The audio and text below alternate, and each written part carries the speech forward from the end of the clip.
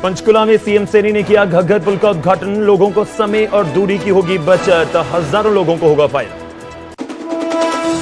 बारिश से चरमराए सरकारी इंतजाम, मंडियों में खुले आसमान के नीचे पड़ी फसलें भीगी।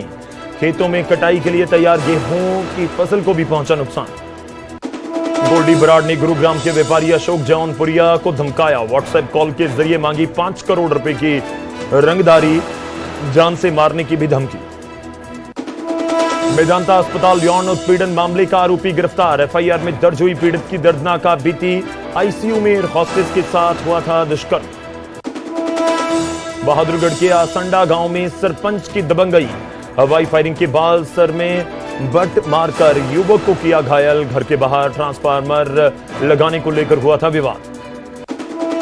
करनाल में खाकी हुई दागदार। हत्या के आरोपी को केस से बाहर करने के बदले मांगे 37 लाख रुपए। सीआईए इंस्पेक्टर और हेड कांस्टेबल सस्पेंड। दिल्ली के मुस्तफाबाद इलाके में गिरी 4 मंजिला इमारत। एनडीआरएफ का राहत और बचाव कार्य जारी। 4 लोगों की मौत, 6 लोगों को सुरक्षित निकाला गया बाहर। फरीदाबाद के गोची गांव में मुस्लिम समाज के 2 पक्षों में पथराव। बारात घर बनाए जाने को लेकर भिड़े दोनों पक्ष। सरकारी जमीन में बन रहा था बारात घर।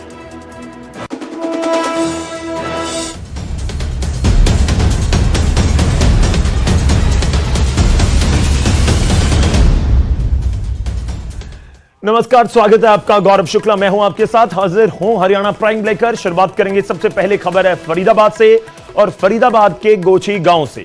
गोची गांव में 2 पक्ष आमने सामने हुए हैं और जिक्र योग्य ये भी बात है कि मुस्लिम समाज से ही दोनों ये पक्ष जुड़े हुए हैं। इस बड़ी खबर के साथ कुछ तस्वीरों के साथ हम आगाज करने जा रहे हैं।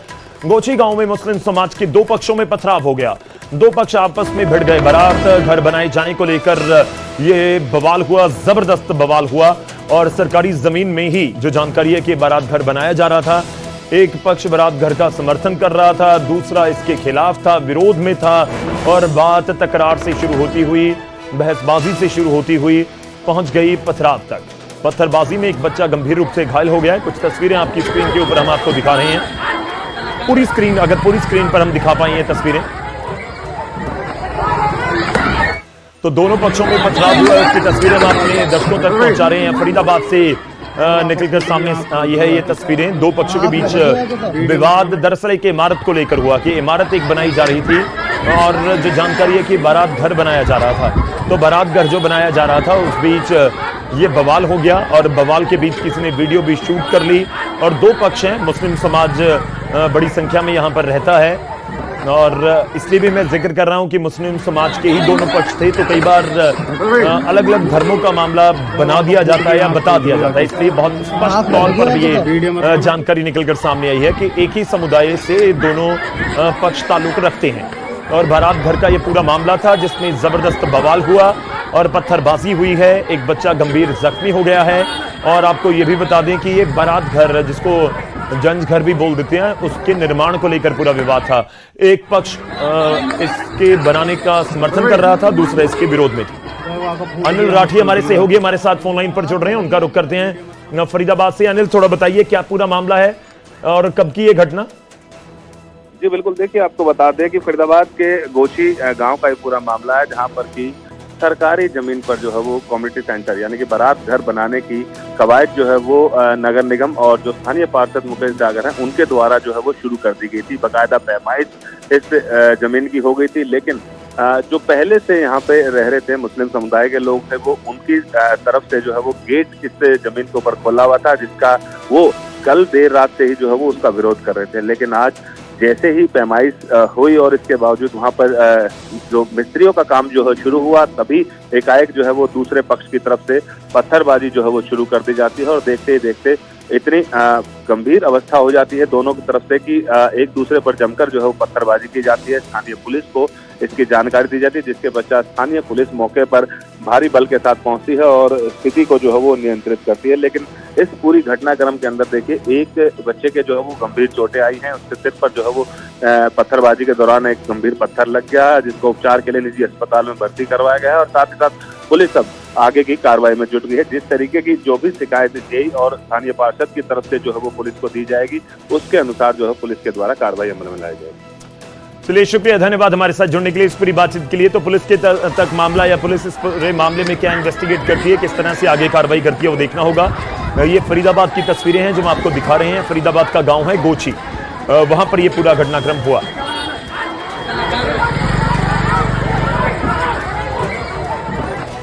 चलिए एक और खबर है बहादुरगढ़ के गांव आसंडा से। आसंडा में सरपंच की दबंगई देखने को मिली है। कुछ तस्वीरें वहां की भी आपको दिखाएंगे। सरपंच ने हवाई फायर किए, हवाई फायर के बाद सर में बट मारकर एक युवक को घायल कर दिया और घर के बाहर ट्रांसफार्मर लगाने को लेकर यह पूरा विवाद हुआ था। झगड़े के बाद ग्रामीणों ने सड़क को जाम कर दिया। पुलिस ने मौके पर पहुंचकर जाम को तो खुलवा दिया और वहीं जो युवक घायल हुआ उसका नाम है सत्यवान, और घायल सत्यवान को बहादुरगढ़ के सरकारी अस्पताल में भर्ती करवाया गया। उसकी भी कुछ तस्वीर आपके सामने है। बाईं तरफ एक तस्वीर जो हम आपको दिखा रहे हैं कि हाथ में तमंचा है, पिस्टल नजर आ रही है, जिसके जरिए हवाई फायर किया जाता है। आरोप है कि ये सरपंच साहब हैं और इनकी तरफ से दबंगई की गई है। और पहले तो हवाई फायर किया गया, हवाई फायर करने के बाद गौरतलब है कि एक युवक के सर में बट मारा गया, यानी कि जो रिवॉल्वर हाथ में था, रिवॉल्वर का जो पिछला हिस्सा होता है बहुत हार्ड होता है, वो उसको जोर से किसी के सर में मार दिया जाए तो कुछ इस तरह से। जो आप आरोपी की भी तस्वीर देख चुके हैं वो आपको नजर आ रहा होगा। तो वो घायल हो गया, सत्यवान नाम है, दाखिल करवाया गया है अस्पताल में।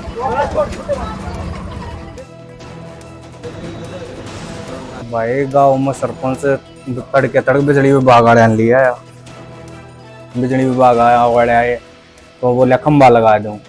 वो अपनी जमीन प्लाट के मकान में लगा रहा था। मैं कहा भाई बाहर लगा ले तू, तो उन्होंने बोला ना अंदर ही लगाऊंगा।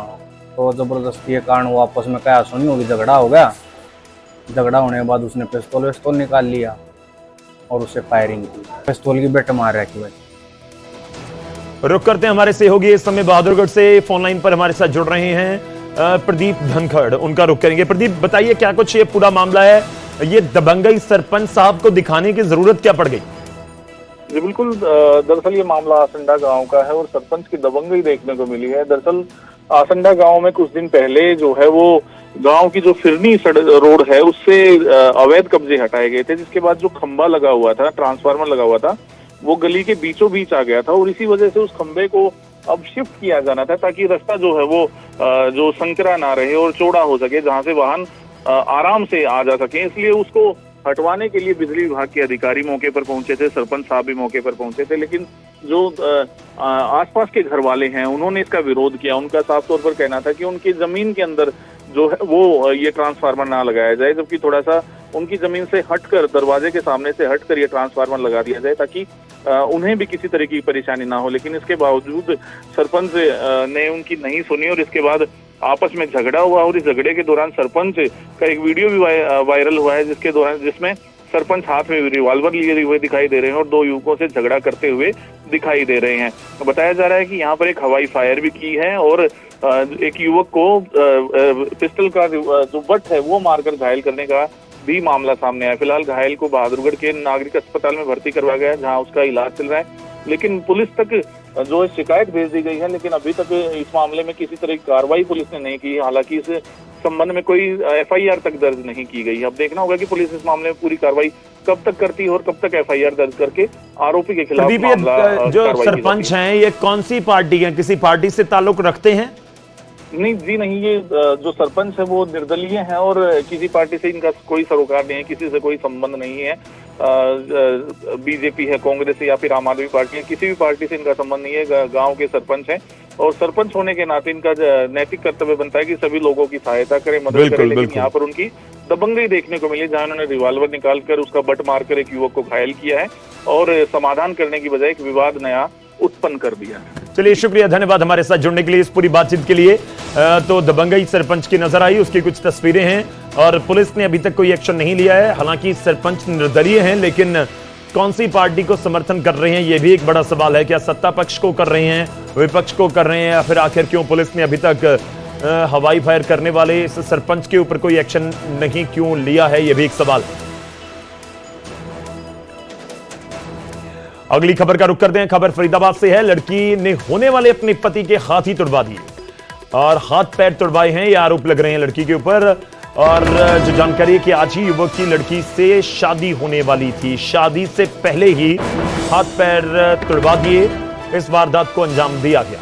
प्रेमी के जरिए लड़की ने होने वाले पति के ऊपर हमला करवाया, उसको पिटवाया, हाथ पैर तक तुड़वा दिए गए। निजी अस्पताल में युवक को भर्ती करवाया गया है। फरीदाबाद में जिस लड़की से युवक की शादी थी, पूरा मामला फरीदाबाद का है। उसी लड़की ने अपनी प्रेमी से अपने होने वाले पति को पिटवाया और पिटाई भी ऐसी कि युवक को गंभीर हालत में अस्पताल में भर्ती करवाना पड़ा। और यह भी जानकारी है कि आज ही शादी होने वाली थी, लेकिन शादी से ठीक पहले अपने प्रेमी से इस पूरी वारदात को अंजाम दिलवाया।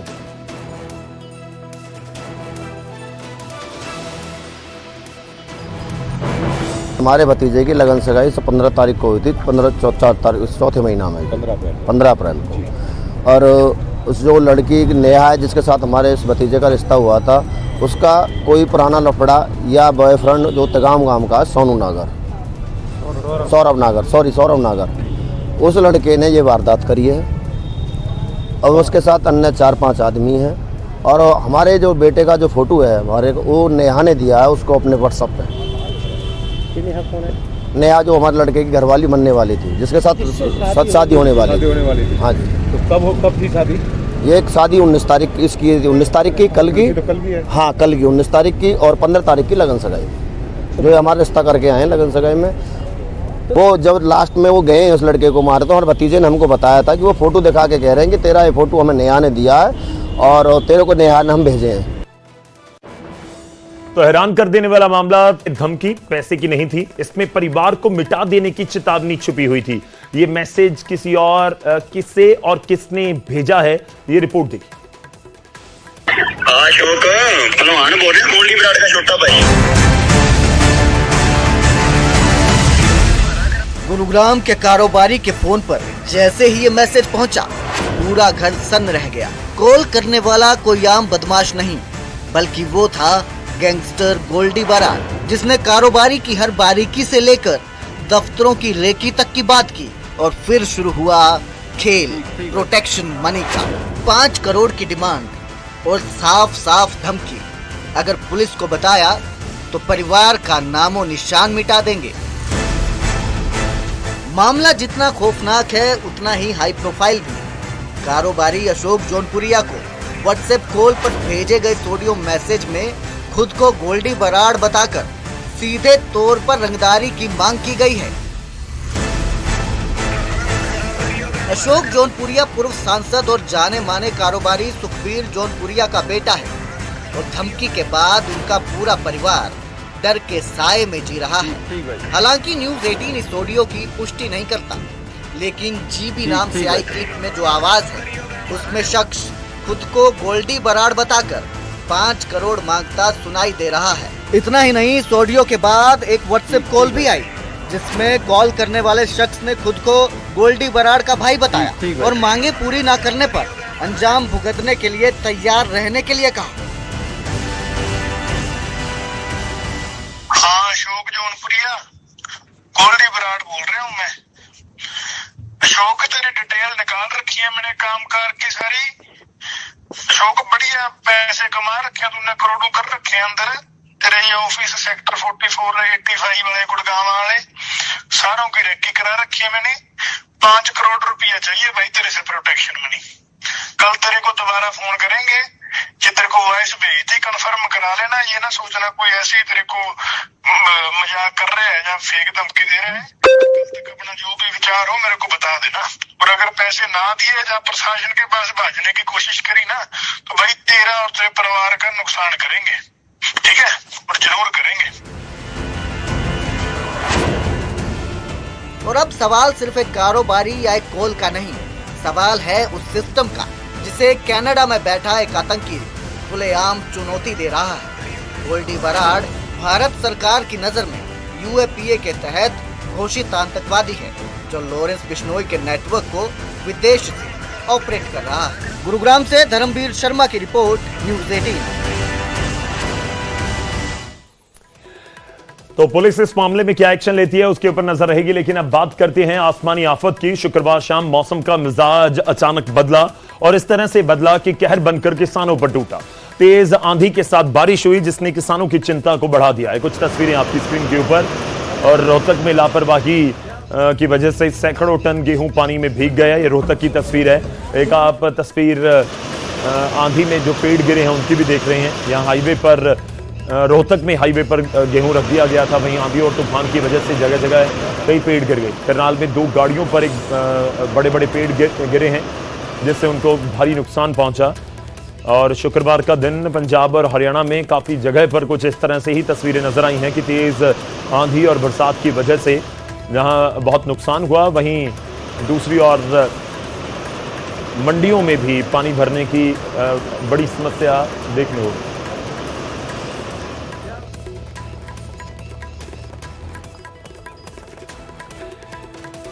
चलिए अब खबर लेंगे जींद से। जींद में फर्जी लेडी एसएचओ गिरफ्तार की गई है। जी हां, आरोपी फर्जी एसएचओ ने कारोबारी को किडनैप कर लिया, यह आरोप है। कारोबारी को रेप के केस में फंसाने की धमकी दी गई और 19 लाख रुपए भी ऐंठ लिए गए। जो आरोप लग रहे हैं कि एक महिला एसएचओ बनती है फर्जी, और उसके बाद आरोप एक कारोबारी के ऊपर लगाए जाते हैं कि रेप के आरोप लगा दिए गए, कि रेप की धमकी दी गई और उसके बाद 19 लाख रुपए उससे लिए गए। खैर, पुलिस के सामने ये मामला आ चुका है। ये सभी आरोपी गिरफ्तार किए जा चुके हैं। 5 टोटल आरोपी हैं, उनमें 2 महिलाएं हैं, एक जो खुद एसएचओ बनी हुई थी, एक उसकी और साथी है, 3 उनके और साथी हैं। पुलिस ने फर्जी एसएचओ के साथ साथ 4 उसके साथी भी गिरफ्तार कर लिए।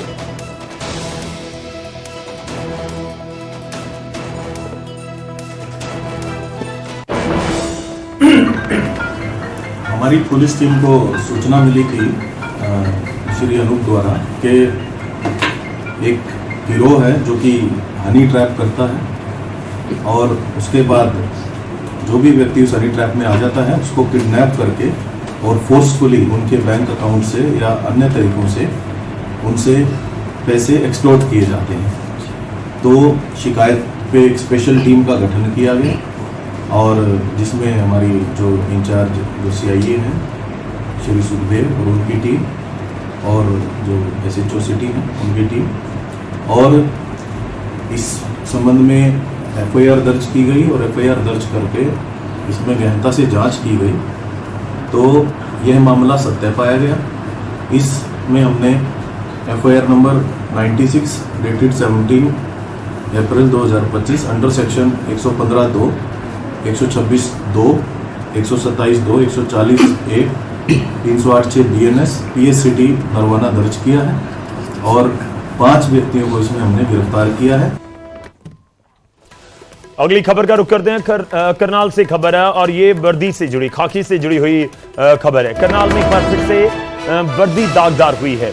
हत्या के आरोपियों से 37 लाख रुपए की डिमांड के आरोप लगे हैं और केस से नाम निकालने की एवज में 37 लाख रुपए मांगे गए। आरोप किसके ऊपर है? एक सब इंस्पेक्टर है मनदीप सिंह और एक और पुलिसकर्मी है ऋषिपाल। ये दोनों सस्पेंड कर दिए गए हैं। दोनों के खिलाफ मामला दर्ज कर दिया गया है। डीएसपी स्तर की जांच के आदेश भी दे दिए गए।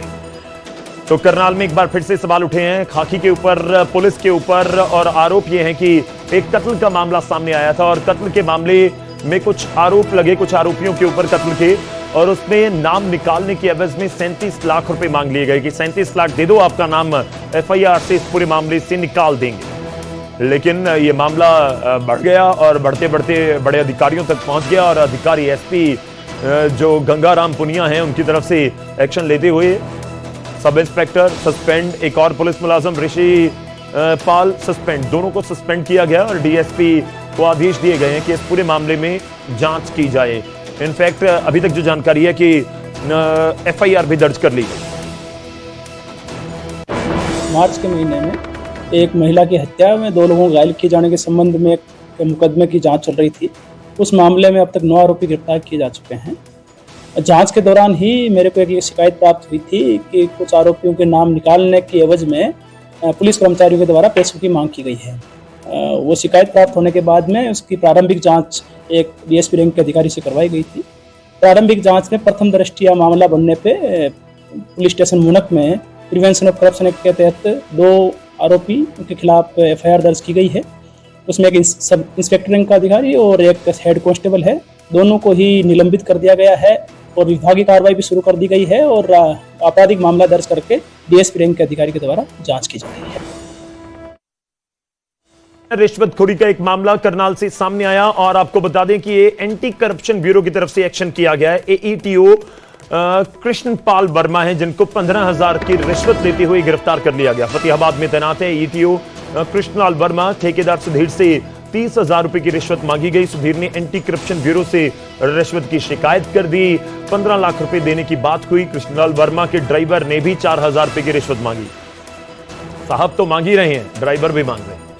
और भोडियाखेड़ा गांव का ठेकेदार सुधीर है, उसका आरोप है कि एईटीओ कृष्ण कुमार वर्मा 13 अप्रैल को उसके ठेके पर आए थे और स्टॉक रजिस्टर उठाकर ले गए।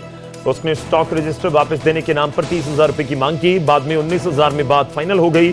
शुक्रवार को सुधीर 15,000 रुपए देने पहुंच गया था और रिश्वत की मांग से परेशान होकर ठेकेदार ने एंटी करप्शन ब्यूरो हिसार को मामले की शिकायत की थी। इसी शिकायत पर एसीबी ने आरोपी कृष्णलाल वर्मा को रंगे हाथों गिरफ्तार कर लिया।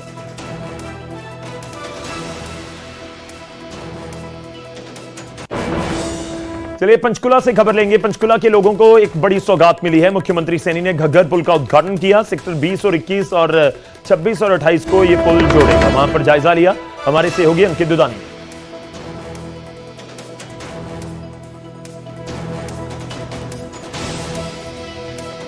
में आज घग्गर पर जो पुल बना है उसका उद्घाटन हुआ है। खुद मुख्यमंत्री नायब सैनी यहां मौजूद थे और आप देख सकते हैं कि ये जो पुल बना है ये नीचे घग्गर बह रही है और घग्गर के ऊपर जो है ये पुल का निर्माण हुआ है। लगभग 5 साल पहले इसका शिलान्यास यहां किया गया था, जिसका उद्घाटन अब मुख्यमंत्री नायब सैनी ने किया है। ज्ञानचंद गुप्ता जो उस समय विधायक थे और स्पीकर थे विधानसभा के, वो भी आज यहां मौजूद रहे क्योंकि उनका भी ये एक ड्रीम प्रोजेक्ट था। अब जो सेक्टर 20 और 21 का रास्ता है, जो सेक्टर 20 और 21 सेक्टर से सेक्टर 25 और 26, 27, 28 ये जो सेक्टर हैं उनका रास्ता अब केवल 3 या 2 मिनट का हो जाएगा, जो कि पहले की अगर बात करें तो पहले इसमें कम से कम भी 20 से 25 मिनट का समय लगता था। और जो दूसरे पंचकुला से आने वाले लोग हैं जिनको हरिद्वार, ऋषिकेश या यमुनानगर इधर भी जाना है तो उनके लिए भी बड़ा ही सुगम रास्ता हो जाएगा, क्योंकि जो हाईवे है यहाँ से मात्र 2 मिनट के दूरी के ऊपर हाईवे है। तो कहीं ना कहीं एक बड़ी सौगात कह सकते हैं कि आज पंचकुला को मिली है और पंचकुला के लोगों ने भी जहां इसका स्वागत किया है, वहीं मुख्यमंत्री ने पंचकुला में और भी जो विकास कार्य किए गए हैं उसका पूरा ब्यौरा आज पूरी जनता के समक्ष रखा है। स्वास्थ्य मंत्री आरती सिंह राव भी यहां मौजूद रही क्योंकि 2 डिस्पेंसरियों का शिलान्यास भी आज यहां से किया गया है। एक कनौली जो गांव है उसमें ग्राम सचिवालय बनना है, उसका शिलान्यास भी यहां किया गया है। तो 4 प्रोजेक्ट का आज यहां उद्घाटन और शिलान्यास किया गया है और पंचकुला को ये सौगात दी गई है। कैमरामैन अमन के साथ अंकित दुदानी, न्यूज़ 18 पंचकुला।